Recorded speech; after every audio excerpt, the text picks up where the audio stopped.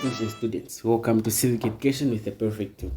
So in this video, we are going to look at citizenship. This is a new topic, so pay attention so that you understand.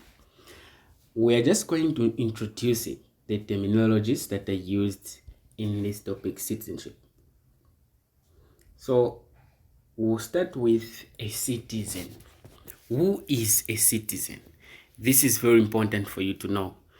A citizen is a member of state who enjoys all the rights and privileges granted by it.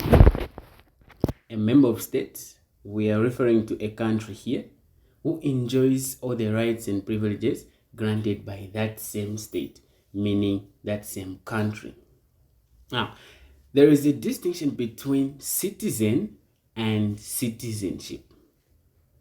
Citizen is a person, a member of state, but citizenship, I can simply define it as the act of belonging to a particular country. So we'll simply say it's the relationship between the states and an individual, in which an individual owes allegiance to the state and in turn receives state protection from the state. So in simple terms, citizenship is the state of belonging to a particular country. That relationship, you are being called a citizen because you belong to Zambia. Now, that state of you belonging to Zambia, that's what we are calling what? Citizenship. Just like a relative and relationship. They are two different things, right? Yeah, a relative and relationship. So a relative is citizen, then relationship is citizenship.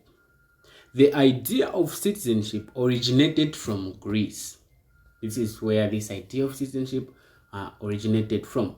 So I hope you understand the difference between a citizen and citizenship. We're going to talk about two aspects here, legal and moral aspects. So legal aspects states that a citizen is recognized by law. A citizen is recognized by law and his or her rights are enshrined in the laws of the country or the laws of the land. So there is a relationship between you as a citizen and your constitution of the country to which you belong.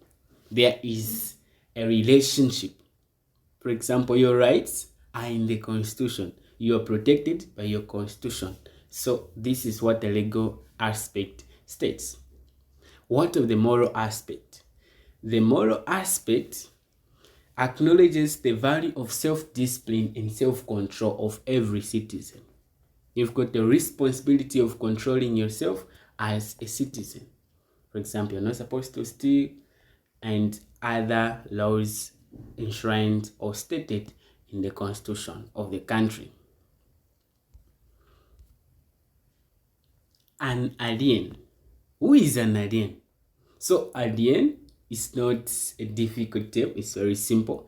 It's simply a person living in a country which is not his or her own. So it's not a permanent state. Being an alien is not a permanent state unless in some circumstances. You become an alien when you go to Malawi. You are a Zambian, you go to Malawi, there you'll be called an alien. The simplest term we can use here is a foreigner. Now in civic education, we say an alien, a person staying in a country which is not his or her own. So when you go to America, you go to New Zealand, you go to Swaziland, you become an alien or a foreigner. So an alien owes allegiance to another country or the host country. The host country, we mean the country in which you are living. So aliens enjoy civic rights, but not political rights. So as an alien, you cannot vote. You cannot stand as a president. You cannot stand as a president. You are an alien, you are a foreigner. So an alien may be deported from the host state for misconduct or committing a serious crime. The state can deport you. They will just send you back to your own country. That's how it is. I hope you understand who an alien is. Let us talk about kinds of citizenship. Kinds of citizenship. So there are two kinds of citizenship. We have natural and naturalized citizenship. What is natural citizenship? Natural citizenship is the type of citizenship regulated by either jus soli or jus sanguinis. There are two things here, jus sanguinis or jus soli. These are the two things that regulate natural citizenship. Now, let us know what jus sanguinis, jus soli are. Jus sanguinis determines citizenship by blood relation and descent. Blood relation and descent. What do we mean here? A child takes up the citizenship of the parents regardless of the place of birth. For example, you are a Zambian woman, then you give birth to a baby or to a child in Malawi. You give birth from Malawi or India. If you use jus sanguinis, then the child will be regarded or be considered as a Zambian, regardless of the place of birth, regardless of you giving birth to that child from India or America or any other country. But for the fact that you are a Zambian as a parent, then under the rule of jus sanguinis, you are going to consider the child to be a Zambian. The child will be a Zambian. This is just the opposite of jus soli, the next one. So for jus soli, place of birth determines citizenship.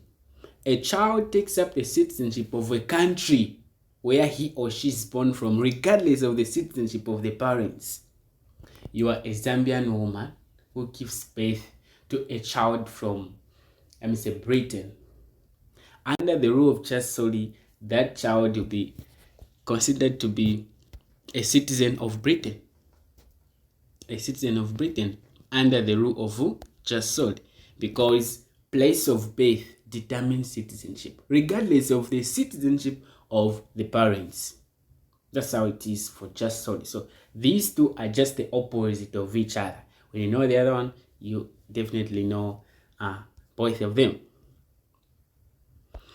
So that is about natural citizenship. I hope you understand this.